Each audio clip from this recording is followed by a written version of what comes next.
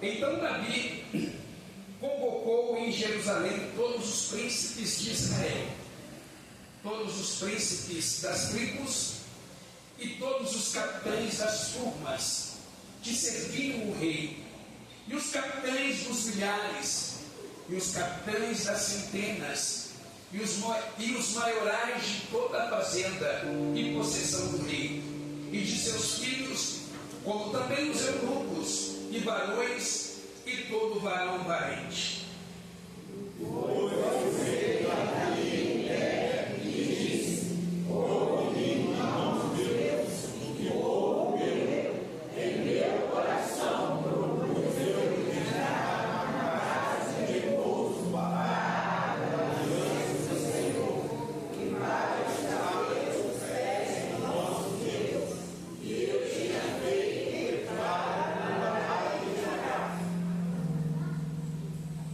Porém Deus me disse: não edificarás casa ao meu nome, porque és homem de guerra e derramaste muito sangue.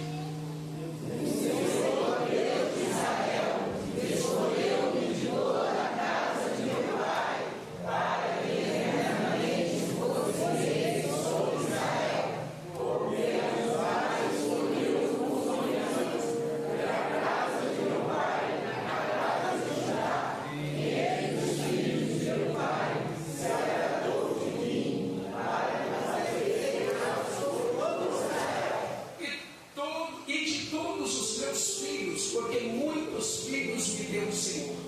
Escolheu ele, o meu filho Salomão, para se assentar no trono do reino do Senhor sobre Israel. E me disse: meu filho Salomão, ele ficará na minha casa e nos meus atos, porque eu escolhi para filho, e eu serei como pai. Todos juntos, o verso 7 no telão. E estabelecerei o seu reino para sempre, e perseverará em cumprir os meus mandamentos e os meus juízos, como até ao dia de hoje. Amém. Podeis tomar os vossos assentos. Davi reinou por 40 anos em Israel. No 40º ano, ou seja, no último ano do seu reinado, já no finalzinho do seu governo, ele convocou todos os líderes do reino para uma importante reunião. Era o final do seu mandato, era também já o final da sua vida. A saúde já estava comprometida, mas Davi precisava cumprir o seu chamado, o seu ministério até o fim. As principais personalidades e lideranças da nação foram convocadas para esse evento. Os príncipes das tribos, os anciões, os chefes militares, os administradores de propriedades do rei, os ministros, os chefes de grupos de família, todos os filhos do rei e todos os altos funcionários do palácio. A reunião começa. Era a última e talvez a mais importante de todo o seu reinado. Na reunião, Davi disse assim: nós vamos construir uma casa para Deus, um santuário, um templo. Mas a casa que nós vamos construir para Ele deve ser sobremodo magnificente, grandiosa, esplendorosa. Davi continuou dizendo: eu desejei, eu tive a intenção de edificá-la, mas me foi negada pelo Senhor. Deus me disse: Davi, meu servo, tu derramaste muito sangue, fizeste grande teu filho vai edificar esta casa. Essa reunião, ela tinha dois objetivos. Primeiro, anunciar a construção do templo. Segundo, pedir apoio incondicional a todos em favor do seu filho Salomão na construção do templo. E eu quero, baseado nessa reunião, na tratativa dessa reunião, eu quero trazer 4 lições que são de extrema importância para a nossa vida. Primeira lição, pode colocar aí. Primeira lição, são 4 lições e eu começo aqui com a primeira. Cumpra o teu ministério integralmente, seja fiel até o fim. Seja fiel do começo até o final. Davi estava no final do seu reinado. Já havia estabelecido o seu reino. Já havia feito muitas e grandes realizações. Foi sem dúvida o maior rei da história de Israel. Era um homem segundo o coração de Deus. Já estava no final do seu reinado. Já era velho. Poderia perfeitamente pendurar a chuteira, entrar para dentro do pijama, se aposentar e curtir o resto da vida. Mas no finalzinho da sua vida, no final do seu mandato, ele estava entusiasmado. Vai ser construído uma casa para Deus. Oh glória, aleluia. Nós vamos fazer uma grande obra para Deus. Louvado seja o nome do Senhor. Velhinho, cansado, mas estava entusiasmado. Eu quero te perguntar nesta manhã: como está o teu entusiasmo? Como está o teu entusiasmo? Perdeu ânimo? Cansou? Está fadigado? As coisas de Deus não mexem mais com o teu coração?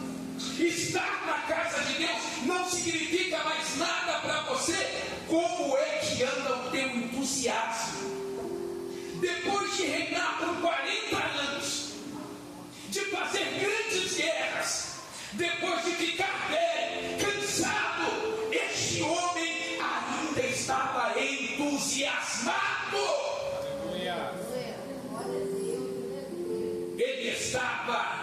Ele estava tratando de algo muito mais forte que ele. Era a casa de Deus.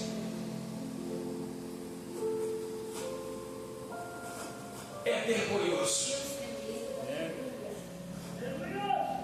como muitas vezes nós tratamos o ministério que Deus nos deu.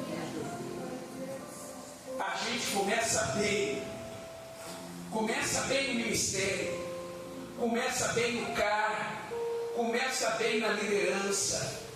A gente até começa bem, mas a gente se descuida, a gente se distrai, a gente fica relaxado, a gente fica omisso, a gente fica negligente. Deixa eu falar uma coisa para você. Deus não olha para o começo, porque no começo todo mundo começa bem. Deus não olha para o começo. O olhar de Deus sobre a sua vida é o fim. Deus quer saber como será o final da sua vida. A gente começa bem, mas o final é trágico. Presta atenção no que vou dizer para você. A fidelidade que Davi tinha no começo era a mesma fidelidade que ele tinha no final. Vou repetir para você entender: a fidelidade do começo do reinado de Davi era a mesma fidelidade do final do seu reinado.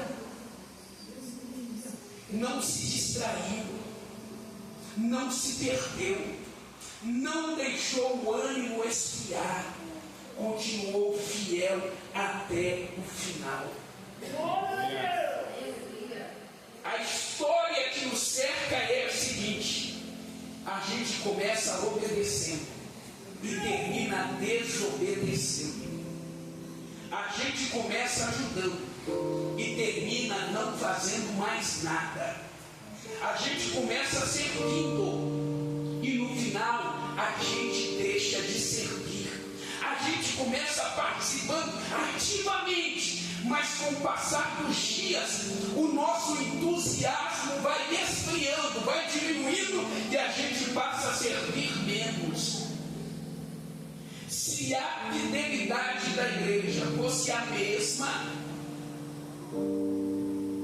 se a fidelidade do começo da igreja fosse a mesma do final, irmãos, ninguém seguraria esta igreja. Nós seríamos uma igreja invencível, uma igreja imparável. Mas o problema é que a fidelidade do final não é a mesma fidelidade do começo. Você se lembra de quando você começou? Como era a sua vida? O que você fazia? Era uma época que tinha culto quase todos os dias e você estava no culto quase todos os dias. Você se lembra como você lia a palavra de Deus? Como você orava? Como você buscava a Deus? Você se lembra como você amava fazer a obra de Deus?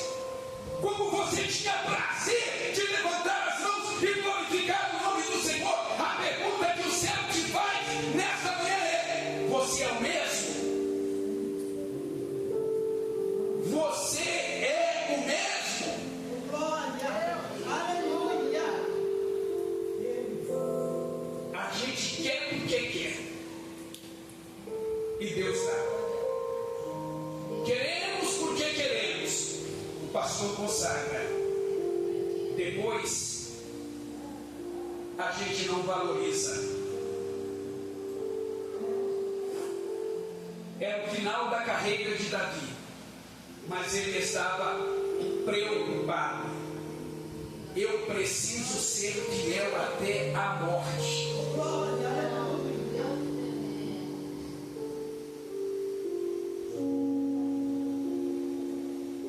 O último dia que eu dirigia a congregação da Fazendinha, eu sempre dizia para Deus: eu não sei quanto tempo eu vou ficar aqui.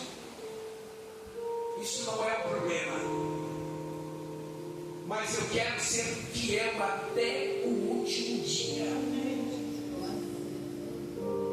E não houve tempo difícil para mim. Pastoreei aquela igreja por mais de 10 anos.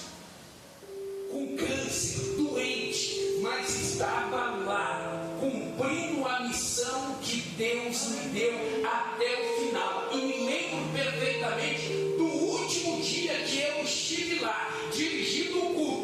Foi o dia que eu mais trabalhei. 7 horas da manhã eu já estava na igreja fazendo reunião e foi assim o dia inteiro. Mas cumpri o papel que Deus me deu. Eu não sei o quanto tempo eu vou estar aqui nesta cidade. Possa ser que eu fique muito tempo, possa ser que eu fique até amanhã, eu não sei. Mas a única certeza que eu tenho é que enquanto eu estiver aqui, eu vou cumprir a missão que Deus me deu. Goste quem gostar, aceite quem quiser aceitar o que Deus me confiou, o que Deus me falou. Eu vou ser fiel até o final. Segunda lição de número 2: seja Leia para mim, por favor, toda a igreja. Seja humilde e reconheça a vontade de Deus. Davi estava conversando com o profeta Natã. E Davi disse assim: eu moro em uma casa de cedros, mas a arca da aliança do Senhor se acha em uma tenda. Eu vou construir uma casa para Deus, profeta.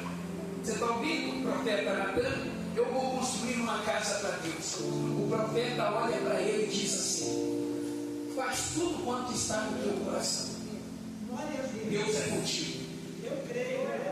Aí o profeta foi para casa. 1 Crônicas capítulo 17, versículo 2.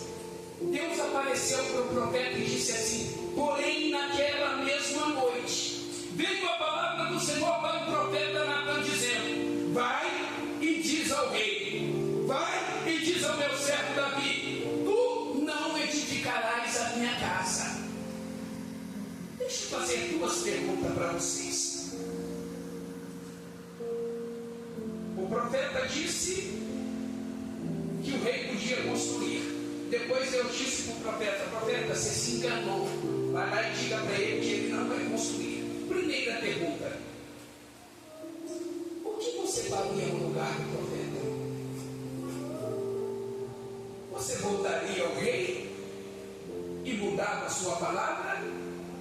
Ou como profeta você faz o que quer?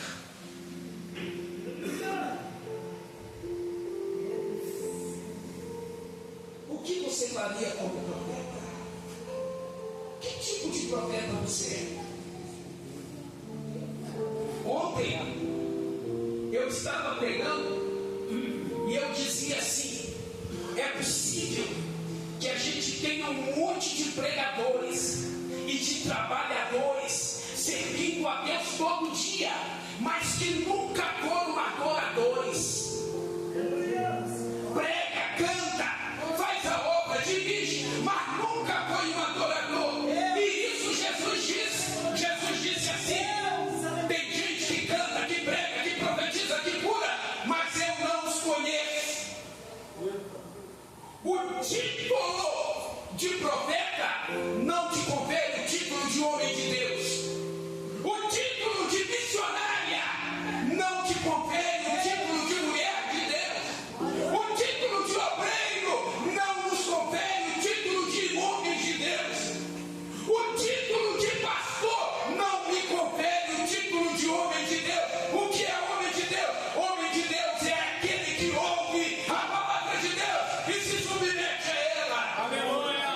Esses sim são homens e mulheres de Deus. Glória a Jesus. A segunda pergunta que eu faço: o que você faria no lugar do rei? O rei é soberano e faz o que quer. Estava empolgado com a construção e recebeu um não de Deus. O que você faria diante de um não de Deus? Você aceitaria ou faria a sua vontade? Qual é o teu comportamento diante da vontade de Deus? Quando você quer ir e Ele diz não. Quando você quer falar e Ele diz não. Quando você quer mudar e Ele diz não. Como é que você se comporta diante dos não de Deus? Irmão, a gente é muito bom para cantar. Se Deus fizer, é Deus. Se não fizer, é Deus. Aqui, coloca.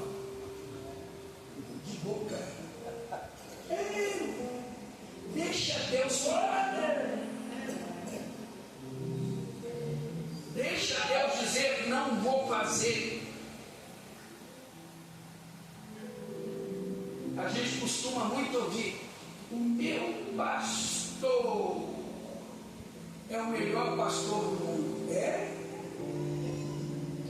Até o pastor dizer não. O dia que o pastor disser não,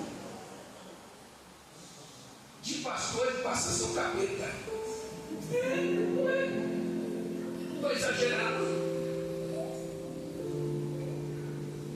Preste atenção no que vou dizer para você.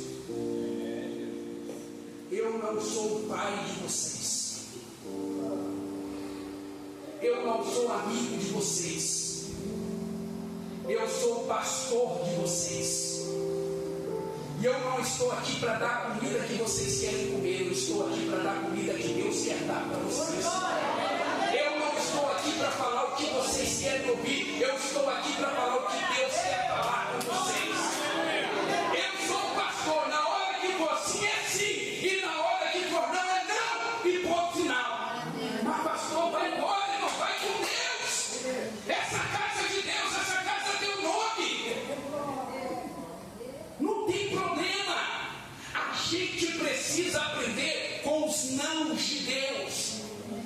A gente precisa. Às vezes a palavra de Deus nos contraria. Vai na contramão da nossa vontade. Quando ele diz, ó, não é o tempo, não é agora, não é a hora, não é esse rapaz, não é essa moça, não é o que a gente faz. A gente precisa aprender a se submeter à vontade de Deus. A vontade de Deus ainda é o melhor para a nossa vida. Sabe o que eu fico pensando? Deus falou assim com Samuel: Samuel, você vai ungir um rei, para reinar sobre Israel. Saul o nome dele. Ué, ungir um rei? Ué, mas essa nação já tem governo. Essa nação já tem governo, sou eu o governo. Era um período teocrático. Quem governava eram os juízes. E Deus falou com Samuel que exercia o governo, ungiu o rei. Bom, se vou ungir o rei, eu perdi o meu cargo. Vou perder minha posição. Você viu Samuel questionando a Deus? Você viu Samuel reclamando com Deus? Que história é essa? Vai tirar minha posição? Vai me tirar do cargo? Vai tirar minha cadeira? Você viu Samuel reclamando com Deus? Não, muito pelo contrário. A palavra de Deus é para ser cumprida. A palavra de Deus é para ser obedecida. Irmãos, a gente precisa voltar a ser crente de verdade. Eu fico pensando o que será de nós, obreiros, pastores, músicos, se Deus chegar aqui na terra e dizer: desce, vai sentar lá embaixo. Você não é mais pastor, você não é mais pastor, você não é mais presbítero, você não vai tocar mais. O que nós iríamos fazer? Será que sobraria alguma coisa dentro de nós para Deus? Ou a gente abaixar a cabeça e ir embora? Jesus, aleluia. Que história é essa, irmãos? Deus falou, está falado. Pastor falou, está falado. Tem que ficar murmurando, fofocando, não aceito, não tem. Aqui, irmãos, Deus faz o que quer. Deus fala do jeito que Ele quer. Essa casa é dele. Terceira lição. Sua visão não pode estar apenas em você, mas nas próximas gerações. Por favor, leiam para mim terceira lição. Sua visão não pode estar apenas em você, mas nas próximas gerações. Davi, por que você está preocupado com a construção do templo? Não é você que vai ser o construtor. Não é o seu nome que estará lá. O seu nome não vai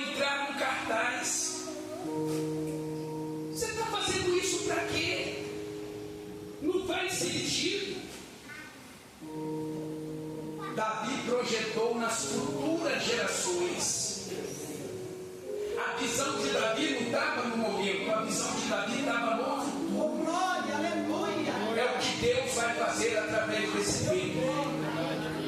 Davi não estava olhando para si, Davi estava olhando para as futuras gerações. Davi não estava olhando para o presente, Davi estava olhando para o futuro. Sabe o que aconteceu? A Bíblia diz que na inauguração do templo, a glória de Deus encheu literalmente aquela casa, a ponto dos sacerdotes não poderem entrar. A Bíblia diz que os filhos de Israel viram descer fogo do céu e a glória encheu aquela casa. Aquela obra que Davi projetou fez de Israel o centro espiritual do mundo. Foi lá naquela casa que aos 12 anos Jesus estava ensinando para os doutores. A preocupação de Davi não era com honras, com status. A preocupação de Davi era com o futuro, o que aquela obra ia fazer na vida de Israel.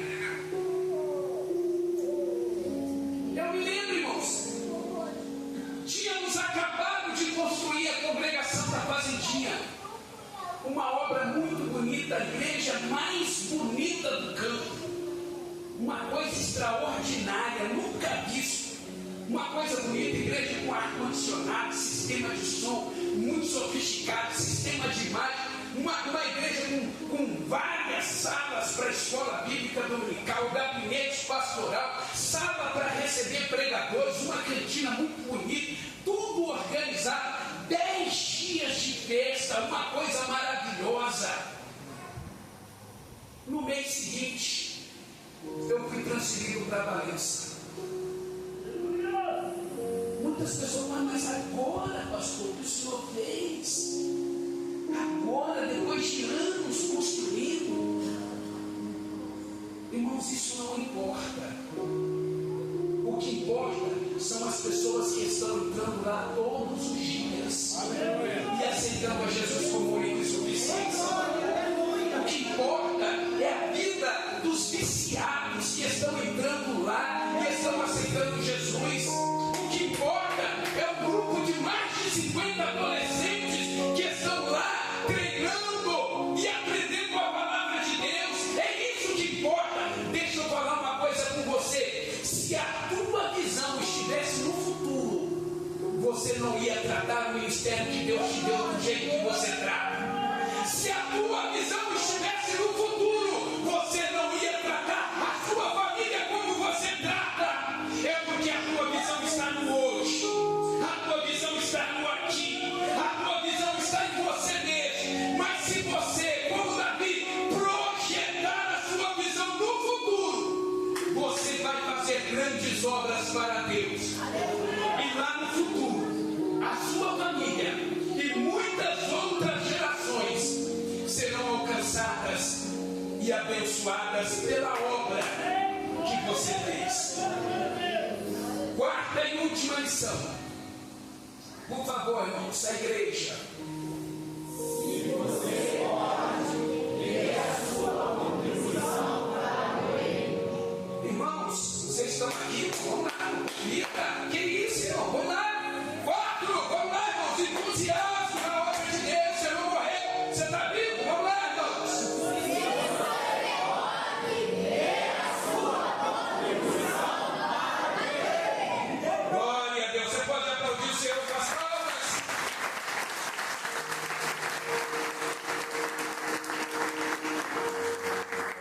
Rapidamente que eu vou concluir. Davi não era o construtor, Davi não era o responsável pela obra, mas mesmo assim ele fez uma grande campanha de arrecadação de material e de recursos para a obra.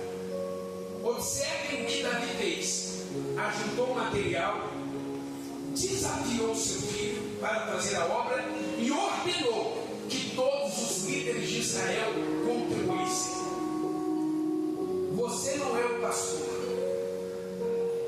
mas qual a contribuição que você tem dado para a obra?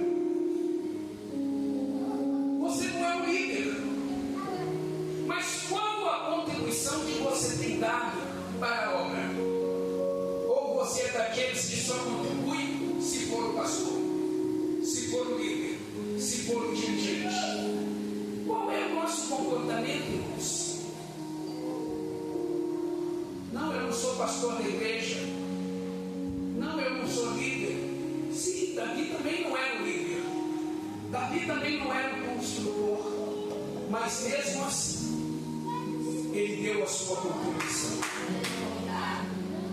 Irmãos, deixa eu falar uma coisa para vocês.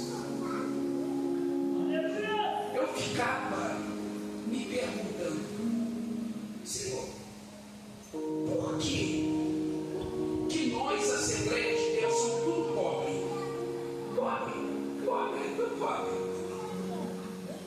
Tudo pobre. Por quê? Se nas outras igrejas os irmãos são mais graduados. E eu ficava com essa pergunta.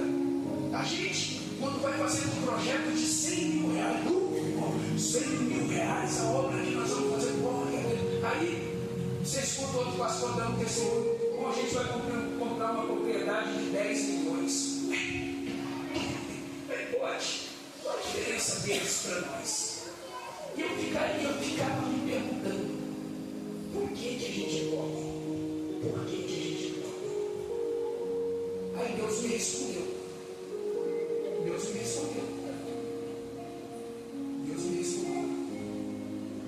Na Bíblia tem 7 tipos de oferta.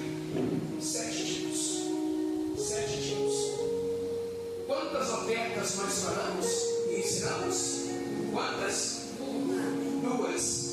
Dízimo e ofertas.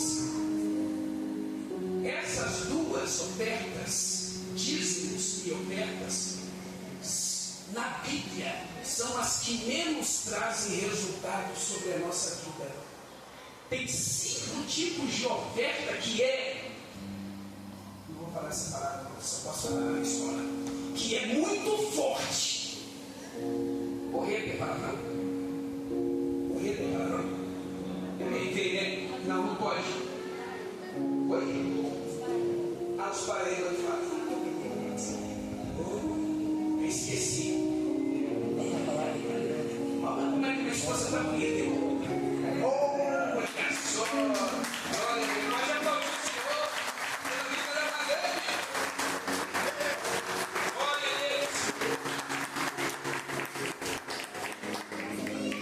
As outras 5 ofertas são as ofertas que escancaram os céus para nós, mas a gente não fala sobre elas. Aí, na igreja nós temos um problema, pastor Jonas. Primeiro, a gente não pode falar de dinheiro, porque a igreja não gosta de falar de dinheiro. Então a gente não fala. E segundo, quando a gente fala errado. Irmão, vamos ficar de pé. Vamos fazer uma oferta, porque amanhã nós temos que pagar o aluguel. Acabou. Está tudo errado. Isso não é oferta. A Bíblia diz que não pode ofertar por necessidade. Aí já traz tristeza no coração dos irmãos. E a oferta não tem o seu valor. Aí a gente vamos vivendo assim.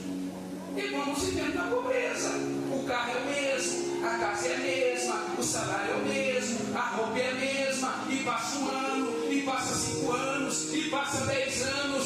Deus está querendo trazer um novo tempo para a vida da igreja. Todas as vezes que a Bíblia fala de bênção, a Bíblia está falando de riqueza, de prosperidade. Deus não quer apenas que você sobreviva, Deus quer que você tenha uma vida abundante. Mas tudo isso é reflexo de ter um coração como o coração de Davi. Eu não sou o construtor da obra, mas o que precisa? sobre a pastora. Aleluia. Preste bem atenção porque eu vou terminar. A fidelidade custa caro, mas é o único preço que vale a pena pagar. Micaias, 1 Reis capítulo 20, enfrentou 400 profetas e se manteve fiel à verdade. Foi preso, esquecido e desprezado, mas não negociou o que Deus lhe confiou. Sua coragem não o tornou famoso, mas o fez eterno. Número 2, há ministérios que nunca será reconhecido na terra, mas nunca deixará de ser reconhecido no céu. 1 Timóteo capítulo 1, versículo 16, Paulo diz que foi abandonado, mas um homem chamado Onesífero o buscou e o sustentou. Onesífero nunca pregou, nunca escreveu uma carta, apenas servia. O amor que ele tinha pela obra não precisava de púlpito.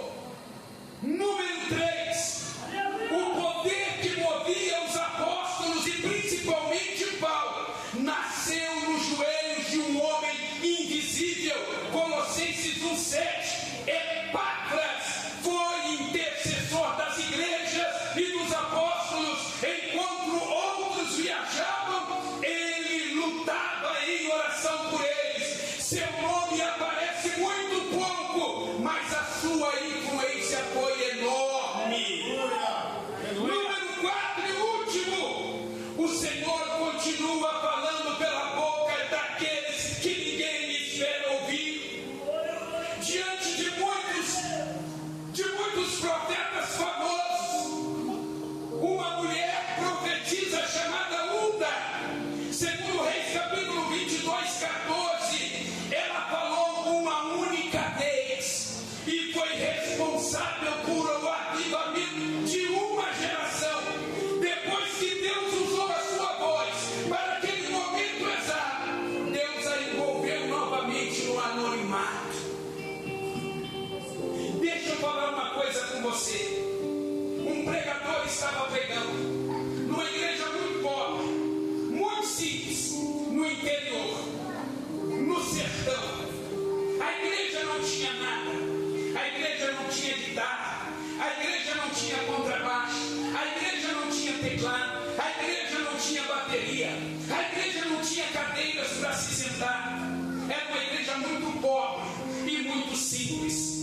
O que tinha lá era um jovem com umas latas e um tambor fazendo de bateria, um outro jovem com uma latinha fazendo reco-reco, com um cabo de ferro na mão fazendo barulho, e um violãozinho apenas, sem caixa de som, sem nada. De repente o pastor chegou e disse assim: meus irmãos, alguém tem um pedido de oração?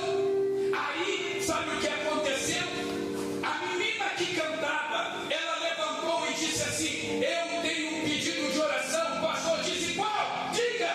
E ela disse: ore pelo ministério de louvor. Quando o pastor ouviu essas palavras, ele arregalou os olhos. Ministério de louvor? Com lata, com tambor, com ferrinho? Ore pelo ministério de louvor. O ministério de louvor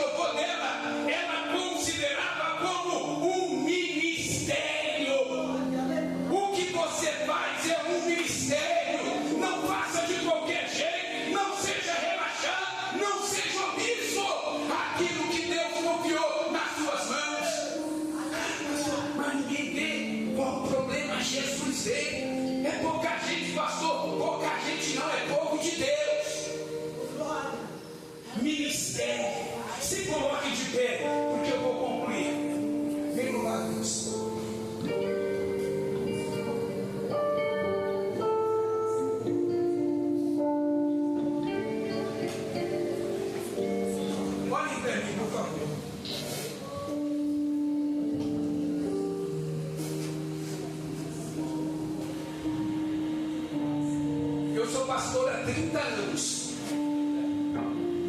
E eu escuto muito isso aqui. Irmãos, olhem para mim. Eu sou pastor há 30 anos e eu escuto muito isso aqui. Eu tenho que ir mais devagar. O ministério está prejudicando a minha família. Eu sou casado há 32 anos. E só tenho família porque eu tenho ministério. E desafio qualquer um de vocês aí a mostrar uma família mais abençoada que a minha. Desafio. Eu não sou aqui não, na cidade. Procura uma família mais abençoada que a minha. Mais estruturada que a minha. Procura. Está prejudicando a minha família. Irmão, você só tem família porque Deus te deu um ministério, senão nem família se tinha. Graças a Deus eu escuto as mulheres falando assim: se for para casar, eu quero casar igual a sua carismática.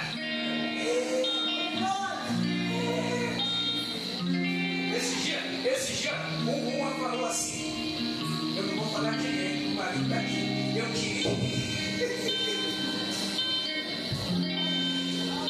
Eu queria que meu marido olhasse para mim como um pastor olha para a missionária exibida. Irmão. Meu ministério está trabalhando pela família. Abandona o teu ministério é a base da tua família. Aí, eu escuto muito também dizer assim: o ministério está atrapalhando a minha saúde. Quem é que disse que ministério traz doença? Muito pelo contrário, eu tive câncer. Eu fui desenganado pela medicina. E através do ministério, Deus me curou. Eu tenho que dar uma parada por causa da minha saúde. Irmão, você está vivo por causa do teu chamado. Se não fosse o teu chamado, você já tinha ido embora há muito tempo.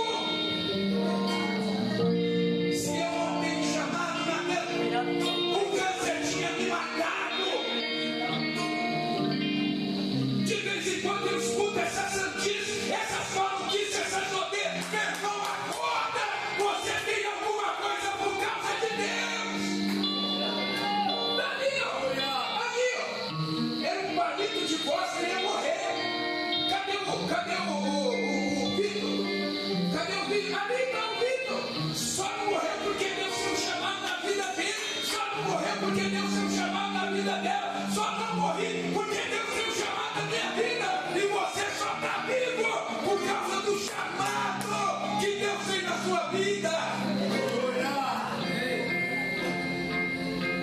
Eu escuto muito dizer também: vou dar uma parada, porque eu preciso trabalhar, o ministério está prejudicando a minha finança. Irmão, você só tem emprego, você só tem saúde para trabalhar, porque Deus tem um ministério na sua vida.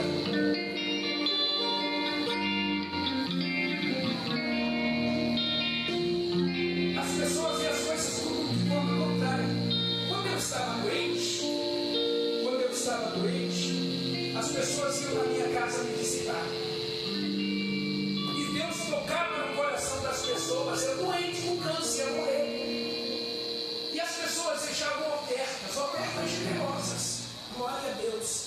Só que eu achava que ia morrer. E quem vai morrer, dinheiro não vale nada. Dinheiro não vale nada. Mas eu fui guardando. E quando eu percebi que eu não ia morrer, eu fui lá no guarda-roupa, olhar o dinheiro, irmãos, um pacote de dinheiro desse tamanho. Ministério prejudica, a vida financeira prejudica. Sabe o que eu fiz com esse dinheiro na época? Eu comprei um carro zero. Eu te trouxe aqui para dizer para você: fui Deus te deu.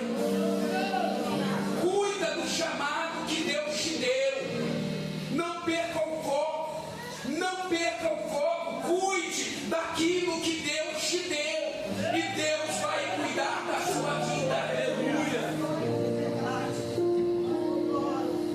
Eu sempre digo, enquanto você cuida das coisas de Deus, Deus cuida das suas coisas. Enquanto você cuida das coisas de Deus, Deus cuida das suas coisas. Aplauda bem forte, Senhor.